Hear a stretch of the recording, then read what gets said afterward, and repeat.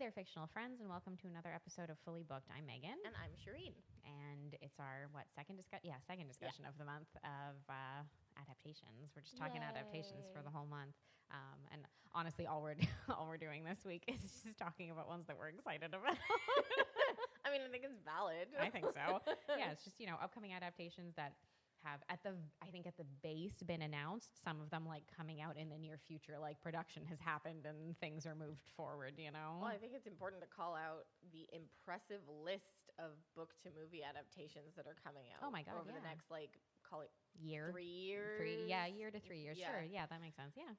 It's There's pretty a impressive. lot. It's pretty impressive. Yeah. Between theatrical and series releases and stuff, I'm like, wow, okay. There's a lot. Here. I know. I agree. Okay. Anyway, before we get into it, Shireen, what's on your nightstand? Well, I've been getting through, I'm about halfway through Phantasma. Yeah. Which everybody's been quite hyped up about. Mm-hmm. Not loving it. Yeah, I know you mentioned, It's okay. It's fine. Mm-hmm. I don't care about the characters too much. I kind of like the Southern Gothic feel to it. Yeah. I don't care about the tasks or any of the obstacles so far in Phantasma.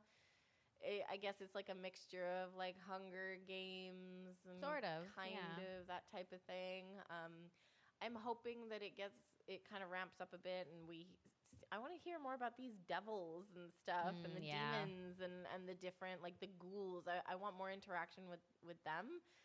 Right now, it's really just I don't know. It's fine. Yeah. I'm disappointed that I'm not loving it. I was quite hyped by this book. Okay, yeah.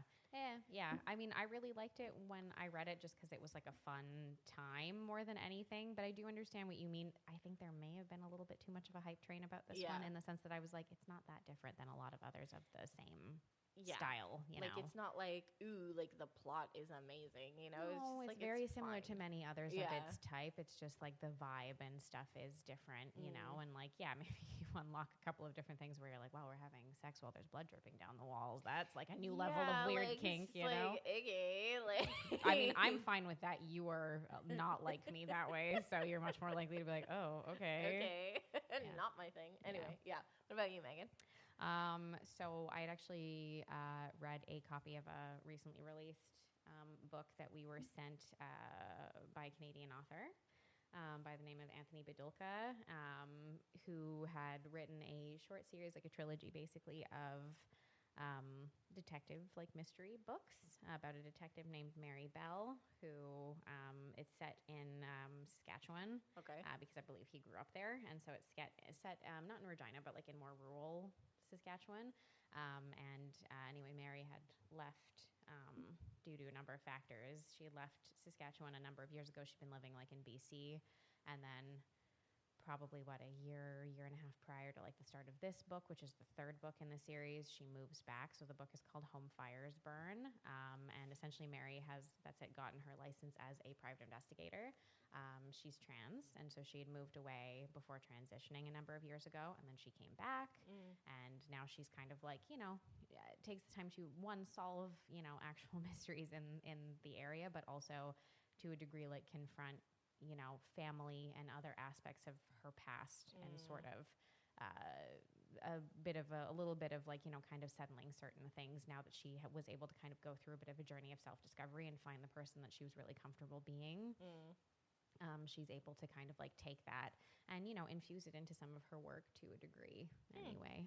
It was, it was quite interesting. I did like the characters, and the mystery was good. It was really solid. Nice. I liked it. So it was a really fun surprise because it wasn't a series that I'd heard of before. So I really enjoyed it. Had you read the other two before reading? No, okay. But this is actually something that's made me be I'd like to read those maybe too. pick those up and read them. So anyway, thank you very much for sending me that copy of that book, and shout out Canadian authors who are putting representation of smaller areas of Canada out there too. Not everything's set in Toronto all the time, so it's really nice to see folks who are able to get their works out there as an actual representation of different parts of the country. I find that really cool. It sounds interesting. It is, yeah, it is. So so that was really great.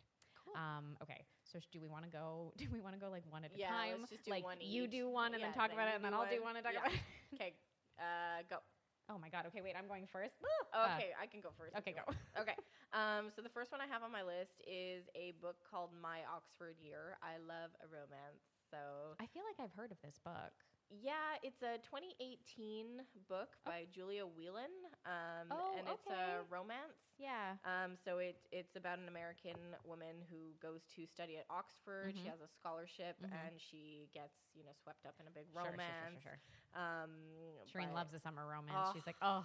And also, if there's like academia involved in it as well, and it's in England, like it's just like yes, give it all to of me. your favorite things. But on top of that, it's so Sophia Carson is going to be in this. Oh gosh, wow, she's having a busy year because she just did the Life List as well, right? She did, yeah. Which is also an adaptation of a novel, if I'm not mistaken. Yeah, but also Corey Milcrease. Who's that? He was in Queen Charlotte. Oh. Yeah. He was the George? Yeah. Oh, wow, so cool. I'm like, oh, yes. Yay. We love George. George was great. George was great. He was wonderful in that show. So that's coming out on August 1st, so just in time for my birthday. Yay.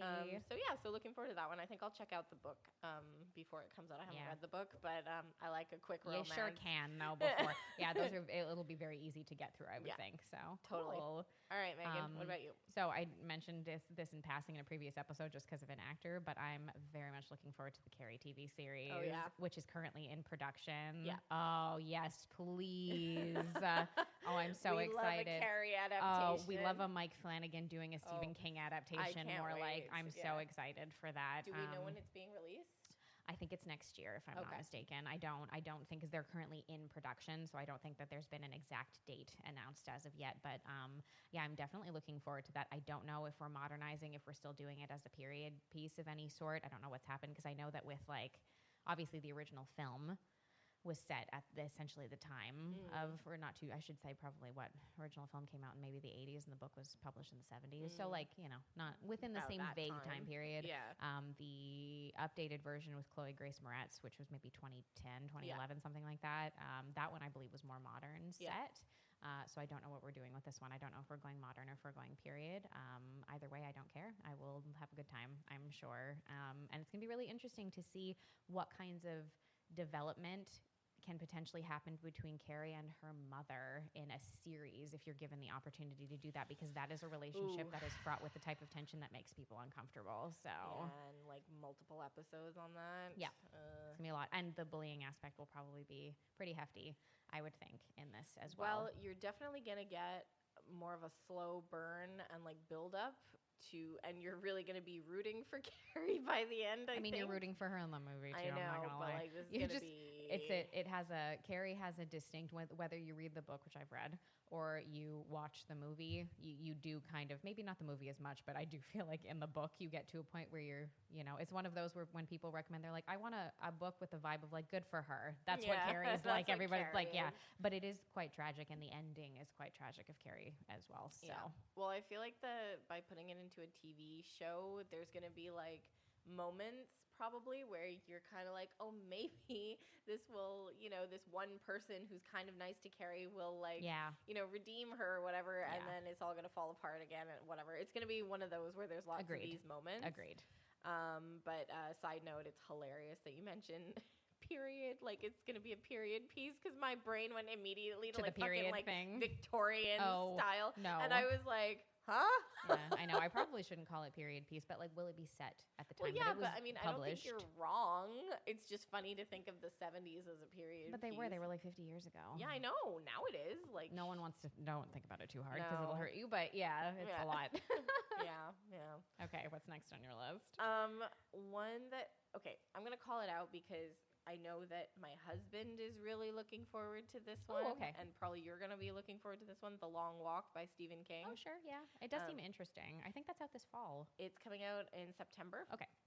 And it's kind of similar Hunger Games. Sort of. Actually, it's being directed by the Hunger Games franchise director. Oh, really? Yeah. And it's this dystopian story where there's teen boys who are competing in a test. And yeah, I've seen the trailer and I'm like, oh God, this looks really stressful. It's probably going to be. But I know that there's going to be a lot of people who are looking forward to this one, Sure. and my husband is very excited for it. Okay. Is that one that he's read? Yes. Okay. He's read a shocking number of Stephen King novels. That's not one that I have, so. Yeah, no, like every time I mention like some obscure like Stephen King novel, he's like, "Oh yeah, I've read that." I'm like, "Okay." Wow. See, yeah, that's it. I have no idea. That's not one that I've read. So Yeah. okay, cool. Yeah. Okay. Next on my list is most of these I've read. I think there's one or two that I'm just interested in, so maybe I'll get to them soon. This one I have is People We Meet on Vacation. Oh yeah, by Emily Henry. By Emily Henry. So that allegedly is coming out on January 9th of 2026, which I want to say is Amazon, I think. Romance follows two very good friends who spend a number of years going on different trips together, and like how their relationship kind of develops over the course of those times. Something strange happens and they're estranged for a period of time, and then they kind of come back together to try traveling together again. I don't know what it is. It's weird because normally, like, I'm not a big like sentimental romance type. My romances either have to be like funny and light, like, you know, very easy to read, or they've got to be kind of dark, or probably a combination of both of those. If they're dark, they have to be funny, and I just like them better when they are. Yeah. But I don't know, Emily Henry, maybe it's her writing style, maybe it's just like the characters that she creates, but I'm a fan of her stuff as a rule. I really appreciate the romances specifically that she writes into her books. I like them. So I'm really looking forward to this. You know, it's funny. I have like 3 Emily Henry. You haven't read any of them, have you? Any of them. Yeah. I She really also, need to get on that. I know another novel of hers, Beach Read, is also, I believe, been tapped for an adaptation as well. Oh, nice. Which I think was the first one of hers that I read. Yeah, I've got at least 3 of her books, and I haven't read them. Wow. So I really need to get. Okay, y'all, book buying and book reading are 2 very different activities. Oh, aren't they? Yeah, we all know that. We also know what the prices are. So. Yeah. The next 3 I'm going to group together. Okay. So. Why? And I will explain myself. Okay. So there are 3 Colleen Hoover movie adaptations coming out. Really? Yes. Oh my God. So Regretting You is coming out in October. Oh yeah, that one I've actually, I saw that, yeah. Then there is, please hold. There must be, what's it called? Reminders of Him is in February 2026. Okay. And Verity is coming out in May of 2026. Is it? Okay. Yes. So I remembered like Forgetting You or whatever the hell the other one is. Regretting You, that's it. Regretting. I saw that one because I know it was tapped like immediately after It Ends With Us came out, but then also Verity happened, and Verity is a very popular book of hers, so that one, like, I think overshadowed everything else, and that was the only one that I can. Also, Anne Hathaway's in it. And it was the only one that I could remember. I was like, oh, yeah, whatever, sure, there's other ones, too. And I don't know anything about the other 2. I only know about Verity. So. Oh, I don't know anything about the other 2 either. The only reason why I'm looking forward to these 3 is because Meaghan and I have a hilarious time discussing these books, movies. Oh, my God. We just can, like, you know, rag on them forever and ever. They're just incredible. So I'm looking forward to the inevitable Colleen Hoover episode that we end up doing. We're gonna talk about Verity when it comes out, because we're gonna go see it and we're gonna talk about it. Well, I've actually read Verity, and like in the grand scheme of Coho books, like it's not the worst one. That's probably the only one of her books that I would actually recommend. Yeah. So I'm looking forward to these 3 it's her foray into thriller territory. Yeah, exactly. And it's different than some of the others. So yeah, so I'm looking forward to these 3 just because we have a fun time with them. Yeah, that's fair. Okay. Okay. Next one on my list is The Whisper Man, which is an adaptation of a novel by an author named Alex North. Okay. So that's been, I think it was published in 2020. That's been tapped for an adaptation, which I think Robert De Niro is going to be in it, actually.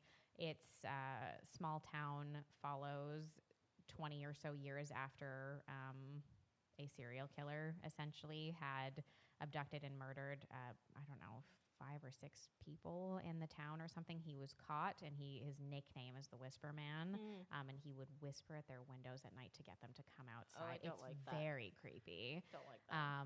Anyway, and so there's a man who moves into the town with his son after, I believe, the death of his wife, if I'm not mistaken, and he there's not long after he moves there, another boy in the town vanishes, and it bears a striking resemblance to the Whisper Man's crimes, but that man is technically in prison.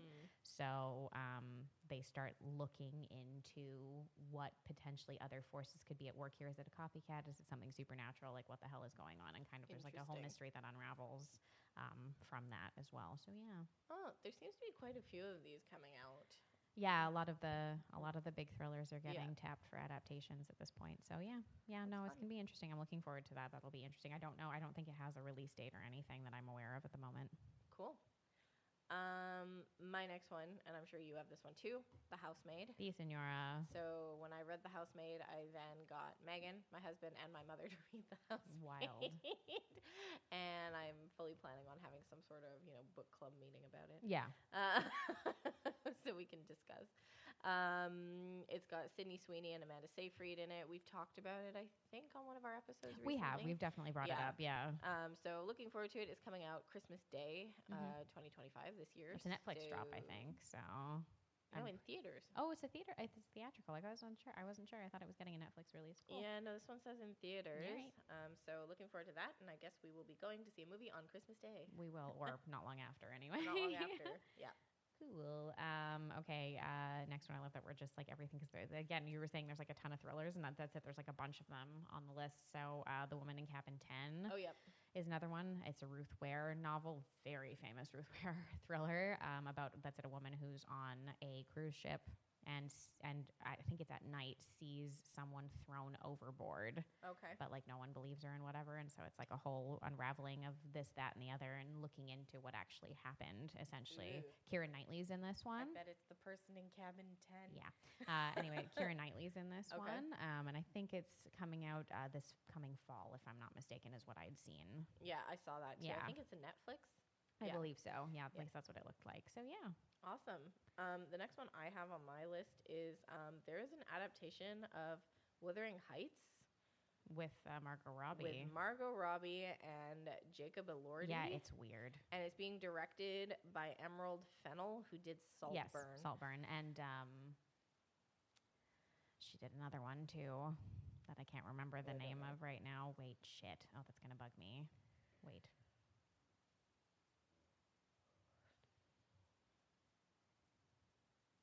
Promising Young Woman is the other one that she did. Yeah.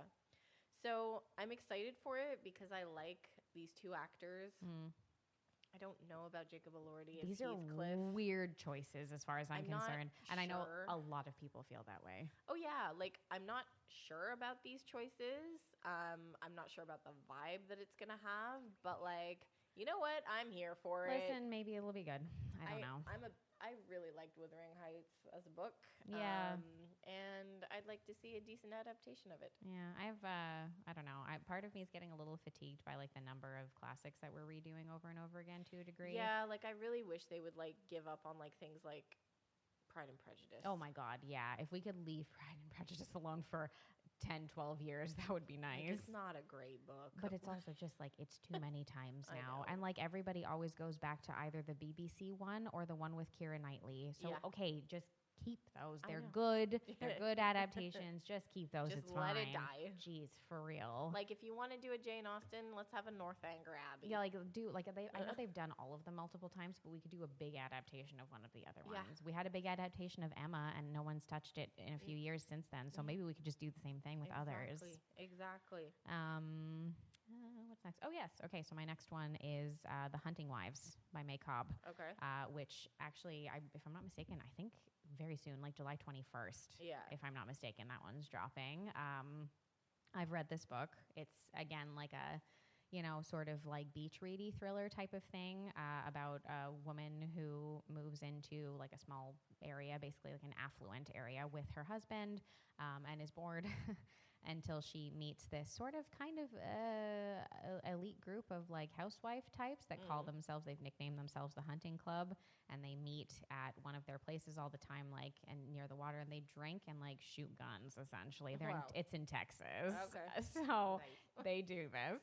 And then, but of course, a kind of mystery, of course, begins when there's a young woman, if I'm not mistaken, who's found dead on the property. And and the one who's like the head of the elites, it's on her property. So all of this sort of starts to unravel. And of course, again, it's one of those, like we were just talking about, We Were Liars last week. Like it's one of these that taps into, privilege and the rich kind of doing what they want and that sort of thing, and those sorts of aspects of things. So I'm looking forward to seeing. I know Malin Ackerman's in it, and like a few other people that I was like, oh, okay, wow, like I know who these people are. And if I'm not mistaken, that one's out. Might already be out at the time that you guys are listening to this episode. Oh, awesome. Hey, we should watch it. Yeah, there'll be a new one. Okay, I think it's not the last one. It's the before last one on my list is Sunrise on the Reaping. Yeah. Obviously. It's out next year, right? It's out November 20th, 2026. Yeah. Okay. If you're following any of the news around that, I believe they've finalized all the cast at this point. I read the book. It was fine. Yeah, you didn't love it, I know. it was fine. Like, it was a Hunger Games book. Yeah. It was fine. Obviously, I'll go watch the movie because I do enjoy these movies more than I enjoy the books. And I think they've done a decent job casting so far. Yeah, that'll be interesting to see. Yeah. Yeah. Yeah, okay, so I've got one more and then one just because it should be on this list. So my one actual last one is obviously the Frankenstein adaptation from Guillermo del Toro. That's I didn't put it on my list because I knew you were going to talk about it. I'm excited. I believe December of this year. Yeah. Yay! But I do agree with the overall chatter on the internet that like I think technically it's Netflix, but people are like, oh, if you don't give Guillermo del Toro visually a theatrical release for this, people are going to be so disappointed. I genuinely don't know if they're going to, so that will be sad. Yeah. But outside of that, I'm so looking forward to this. It's probably going to be beautiful and grotesque and wonderful, and I'm so excited. It's going to be great. Yeah. The last one that he had done that we watched, what was it, Cabinet of Curiosities or something? Yeah, the show that he produced and everything there. That was a Netflix one. That was good. That had some like wonderful entries and everything into it, and just that's it. If you like, atmospheric, like gothic shit that's like dripping in like beautiful visuals and creature design that you just wouldn't expect to see anywhere else. I mean, why would you not watch a Guillermo del Toro film? It's true. Oh, that's so good. It's true. So I'm really looking forward to that. I can't wait. Were you there when they had the Guillermo del Toro exhibit in Toronto? I didn't go see it. I didn't get to go see it. I know. We did. It was amazing. I know. And he had like a chunk of his personal library was in there. Well, we are, to be fair too, we're really lucky over here because he loves Toronto. He really does. He loves traveling to Toronto. So like it's lucky that a hop, skip, and a jump away, like when there are certain things, we're actually able to like gain access. And also like if you check a lot of Guillermo del Toro's films, they do a lot of post-production work in Canada. On a lot of films in general, don't get me wrong, but a lot of his stuff he specifically gives off to, I used to work for a studio that did a lot of his post-production work, and he knew the owner of the studio or the head of the studio quite well, and that studio at the time had previously worked on a few of his films. They had worked on The Shape of Water and won an Oscar for it. They had worked on Crimson Peak. So, and the Hellboy films, if I'm not mistaken, as well. Yeah. So he had a very close relationship with them. So that was really cool because you got to kind of see a lot of his stuff that was upcoming. Well, remember the bookstore that we went to in Toronto? They exclusively sold like old books. Very like more rare copies of books and stuff like that. And they told us that he frequently would either contact them or go in himself and order and buy books from them. Yeah, that was pretty cool. Very cool. So obviously no one is shocked to hear that I'm super duper looking forward to that. Plus, like Oscar Isaac, Jacob Elordi, like all these people are in this. It's going to be great. Jacob Elordi's busy these days as well. He sure is. God, he must be exhausted. So I'm really looking forward to that. Last one on my list is The Magician's Nephew. Yes. There's supposed to be a release date of November 26th in theaters and Christmas Day on Netflix.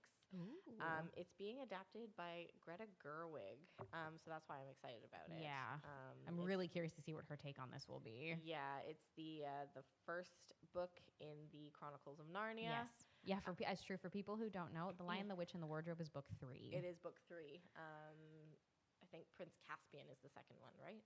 Or fourth one. Is it? What's the second one then? I don't remember. Please hold. Okay, Okay, yeah. So the thing that's confusing with the Chronicles of Narnia is that they were published at different times, but chronologically, The Magician's Nephew is the first novel. However, it's not the first novel published. Lion, the Witch, and the Wardrobe was the first novel published. Yes, I see that. That's weird. Anyway. Okay, here, reading order. Thank you. So the first one is The Lion, the Witch, and the Wardrobe. That's reading order? Apparently. No, this is publication order. No, you bastards. no, it's reading order. This is not what I'm trying to say. Okay. Okay, wait.